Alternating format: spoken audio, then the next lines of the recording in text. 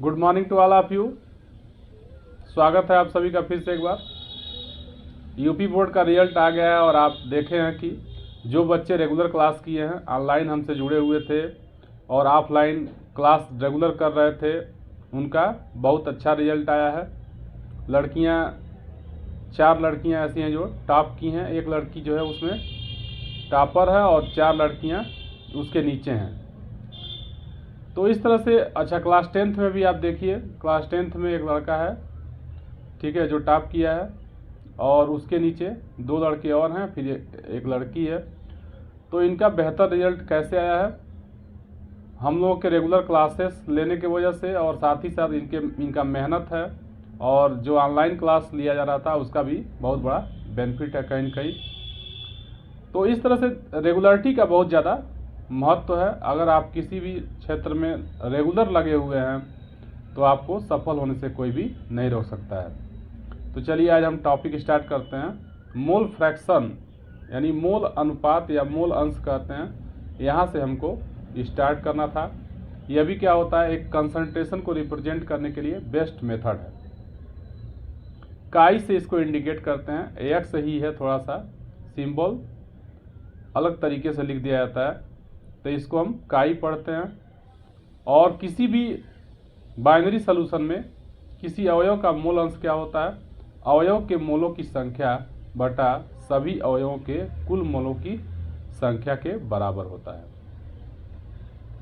यानी किसी भी सॉल्यूशन का मोल फ्रैक्शन कैसे डिफाइंड है? किसी भी सॉल्यूशन में किसी अवयव यानी कंपोनेंट का जो मोल फ्रैक्शन है वो कैसे डिफाइंड होता है? यह एक रेशियो होता है उस कंपोनेंट के मोलों के संख्या के, नंबर ऑफ मोल्स के upon total number of moles of solution होता है। जैसे एग्जांपल के तौर पे अगर हम मान लीजिए कोई भी बाइनरी सॉल्यूशन लिए हैं, ठीक है, द्विअंगी लिख रहा है हिंदी में, बाइनरी सॉल्यूशन को द्विअंगी विलयन कहते हैं। यानी मान लीजिए कि वह ए और बी के मिलने से बना हुआ है, जिनमें एन ए और एन बी क्या है, उनके नंबर ऑफ मोल्स हैं। यानी ए के नंबर ऑफ मोल्स अगर एन ए हो, बी के नंबर ऑफ मोल्स क्या हो, एन बी हो, तो काई इक्वल टू हो जाएगा n A upon n A plus n B. अगर मान लीजिए इसमें बहुत सारे अवयव मिल करके सॉल्यूशन तैयार किए हैं, बाइनरी सॉल्यूशन न हो, तब क्या होगा? जैसे कह रहा है कि आई अवयव वाले बिलियन में, यानी आई क्या है, एक जनरल टर्म है, यानी बहुत सारे क्या है कंपोनेंट जिसके मिल करके एक सॉल्यूशन को तैयार कर रहे हैं, तो उसमें क्या होगा, x i equal to n i upon n one, बीच में प्लस छूट गया है, n one plus n two plus n three plus and so on n i is equal to क्या हो जाएगा, n i upon sigma n i हो जाएगा। यहाँ पे सिग्मा छूट गया है, ठीक है, तो एन आई अपान क्या हो जाएगा, सिग्मा एन आई हो जाएगा। सिग्मा मीन्स क्या होता है, समेशन होता है, जहां पे क्या हो जाएगा, x1 plus x2 plus and so on, x i equal to क्या होता है, 1 होता है। जैसे x1 plus x2 equal to क्या होता है, 1 होता है। तो ये आपका हो गया मोल फ्रैक्शन यानी मोल अनुपात। मोल अनुपात भी क्या है, एक बेस्ट मेथड है, ठीक है, कंसंट्रेशन को रिप्रेजेंट करने के लिए। इन सारे टर्मिनोलॉजी को हमने शार्ट लेक्चर में, अपने शार्ट वीडियो में भी डाला हुआ है। आप वहाँ से एक एक कंसंट्रेशन के मेथड को आप वहाँ भी देख सकते हैं। 1-1 मिनट का लेक्चर है, तो एक एक टॉपिक को हमने वहाँ पे समाप्त कर दिया है। अब देखिए एक क्वेश्चन दे रहा है, एथिलीन ग्लाइकॉल C2H6O2 के मोल अंश की गणना करना है यदि विलयन में C2H6O2 का 20% द्रव्यमान क्या हो, उपस्थित हो। बाई मास कितना है, 20% उपस्थित है। तो आपको क्या करना है, मोल फ्रैक्शन कैलकुलेट करना है। तो आप कैसे निकालेंगे, तो पहले आप जानते हैं formula, mole fraction equal to क्या होता है, जिसका भी मोल फ्रैक्शन निकालना होता है उसके मोलों की संख्या upon total number of moles निकालना होता है। तो सबसे पहले आप क्या करेंगे, दोनों यानी विलेय और विलायक दोनों के मोलों की संख्या को आप कैलकुलेट कर लेंगे। तो मोलों की संख्या कैसे निकालते हैं, तो मोलों की संख्या n इक्वल टू क्या होता है, m अपान स्मॉल m अपान कैपिटल M, या W अपान कैपिटल M से भी कहीं न कहीं रिप्रेजेंट करते हैं। जहाँ स्मॉल m या W इसका क्या रिप्रेजेंट कर रहा है, वह उसके दिए गए वेट को या मास को बता रहा है। तो उसमें दिया रहता है कितना मास है, और M कैपिटल M क्या इंडिकेट कर रहा है, कैपिटल M आपका मोलर मास इंडिकेट करता है। तो इसमें क्वेश्चन में दिया हुआ है कि वो 20% है, तो यानी 20 ग्राम, अगर 100 ग्राम हम सोल्यूशन मान लेते हैं तो उसमें 20 ग्राम आपका क्या होगा, एथिलीन ग्लाइकॉल होगा। परसेंट मतलब पर 100 हम मान लेते हैं, इसमें सपोज कर लेते हैं कि आपका सोल्यूशन कितना है, 100 ग्राम है, तो उसमें कितना ग्राम हो जाएगा, 20 ग्राम ये हो जाएगा। अब हम क्या करेंगे, इसका मोलर द्रव्यमान निकाल लेंगे, या आणविक द्रव्यमान कहिए चाहे मोलर द्रव्यमान कहिए, ठीक है। तो कैसे निकालेंगे, तो इसको समझ लीजिए, C2H6O2, इसका मोलर द्रव्यमान निकालना है। तो कार्बन का जो एटॉमिक वेट होता है वो आप जानते हैं कि 12 होता है, 12 होता है, और इसमें 2 कार्बन प्रेजेंट हैं, तो हो जाएगा 12 × 2, और प्लस 6 हाइड्रोजन उपस्थित है, और एक हाइड्रोजन का जो एटॉमिक वेट है वो कितना है, 1 होता है, तो 1 × 6 हो जाएगा। ऐसे ही ऑक्सीजन का आप जानते हैं 16 होता है, और 2 ऑक्सीजन यहाँ पे मौजूद है, इसलिए 16 × 2 हो जाएगा। तो इनको सॉल्व करेंगे तो कितना आ जाएगा आपका, 62 ग्राम प्रति मोल हो जाएगा, या 62 ग्राम मोल इनवर्स भी इसको हम लिख सकते हैं। तो ये आपका कैपिटल M निकल गया, मोलर द्रव्यमान निकल गया। फिर उसी फॉर्मूले में हम रख देंगे n equal to W upon, अभी लिखे थे n equal to W upon capital M। तो यहाँ पे 20 ग्राम ये हो जाएगा, दिया है W, और आप निकाले हैं 62 ग्राम प्रति मोल। सॉल्व कर लेंगे, इसकी वैल्यू आ जाएगी, डिवाइड कर लेंगे तो 0.322 मोल आ जाएगा। फिर इसके बाद से आप जानते हैं कि सॉल्यूशन किस में तैयार किया गया है, वाटर में तैयार किया गया है।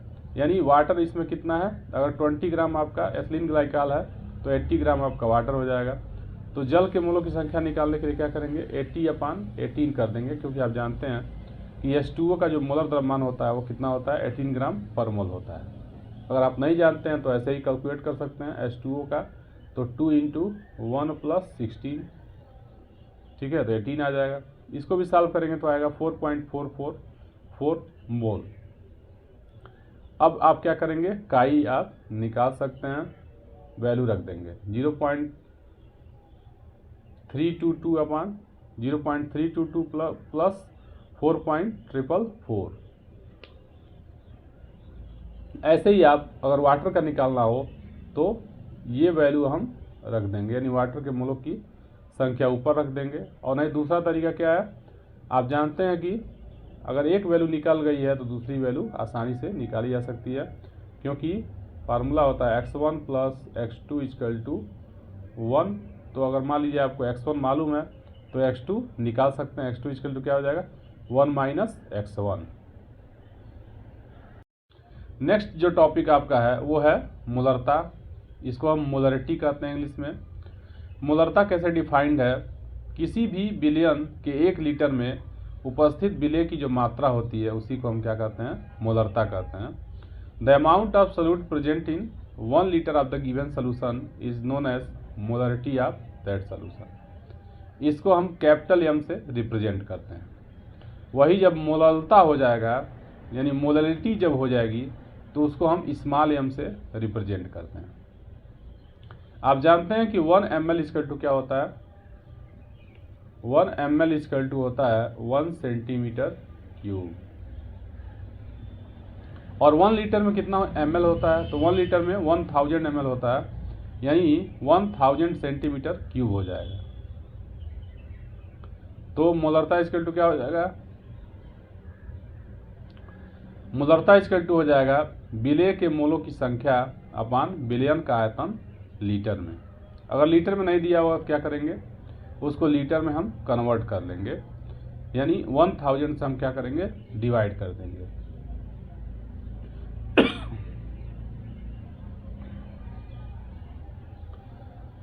अब देखिए एक एग्जाम्पल दिया हुआ है, NaOH के 0.25 मोल पर लीटर यानी 0.25 m बिलियन का क्या मतलब है?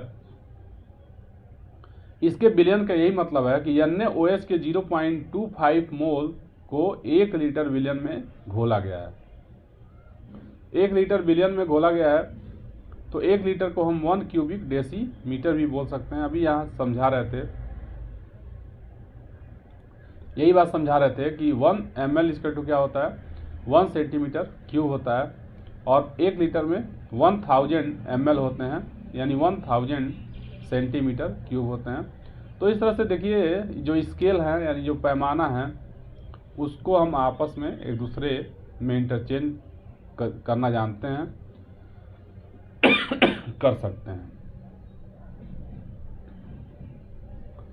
चलिए एग्जाम्पल अब देखते हैं। एग्जाम्पल नंबर 2.2 आपका है, उस बिलियन की मोलरता की गणना कीजिए जिसमें 5 ग्राम NaOH 450 ml बिलियन में घुला हुआ है। तो इसमें सबसे पहले आप क्या करेंगे, मोलों की संख्या आप निकाल लेंगे। तो NaOH के मोलों की संख्या कैसे निकालेंगे, तो N इक्वल टू हो जाएगा W upon capital M। W दिया है 5 ग्राम, M क्या है, इसका मोलर द्रव्यमान है। तो सोडियम और ऑक्सीजन और हाइड्रोजन के एटॉमिक वेट की सहायता से हम क्या कर सकते हैं, इनको ऐड करके इसका मोलर द्रव्यमान निकाल सकते हैं। ठीक है, तो कितना हो जाएगा, 23 होगा, 23 और प्लस 16 और प्लस 1, ठीक है, तो कितना आ जाएगा, 40 ग्राम पर मोल हो जाएगा NaOH का मोलर द्रव्यमान। और इस तरह से डिवाइड करके जब मोलों की संख्या हम निकालेंगे तो आएगा 0.125 मोल।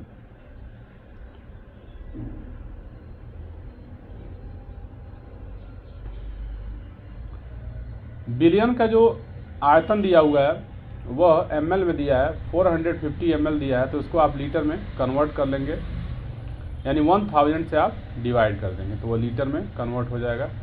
और इस तरह से आप मोलरता ज्ञात कर सकते हैं।